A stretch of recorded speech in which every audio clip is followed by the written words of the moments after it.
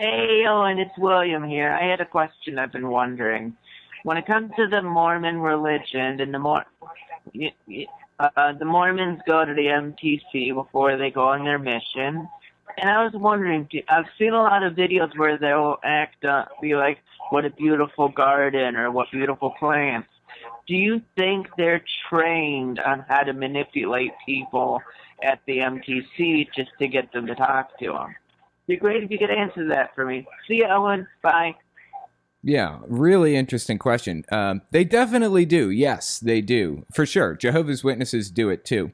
I was never a Mormon, so I can't really tell you what Mormons used to do or how they used to operate or whatever. But I can tell you how Jehovah's Witnesses operate. There used to be this thing called the Kingdom Ministry, and it was like 4 pages long, right? It was just this little tiny tract, basically, and they would give it out to all of the baptized and unbaptized publishers in the congregation, i.e., the people who would be knocking on doors and passing out literature to people. They'd give it out to these people, and in the back of the Kingdom Ministry, they would have example presentations. So Jehovah's Witnesses would have 2 magazines per month, and they've changed how many magazines they release every month over the years. So I think they have a Watchtower and Awake, and they usually had, when I was in it, they had the first of the month edition of each, and then they had a 15th day of the month edition of each. So you'd basically have 2 Watchtowers and 2 Awakes per week.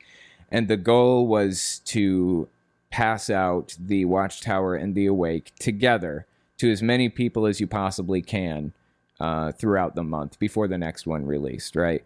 So every month, the Kingdom Ministry would come out, and it would have example presentations for the 4 magazines that released that month. If the Awake was about pollution, for example, and how polluted the earth is, they would give an example presentation, it's supposed to be like 30 seconds long, where you say, I notice your yard looks mowed and nice and well kept.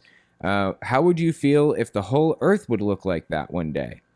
And you wait for them to respond, and then you go off into your whole explanation of who Jehovah's Witnesses are and what this magazine is about, so on and so forth.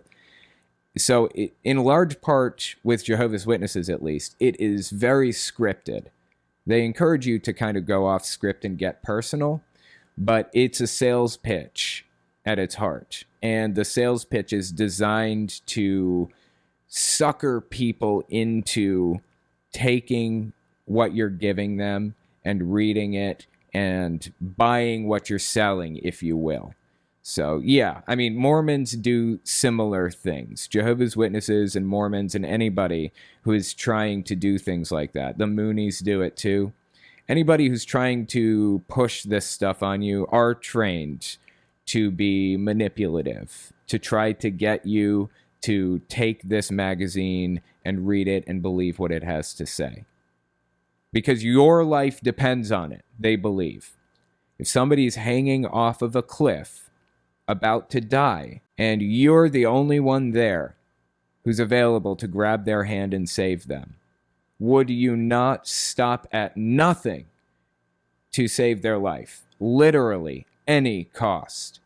Lie, deceive, cheat, manipulate, whatever it takes to reach them and save their life. That's the way they view it.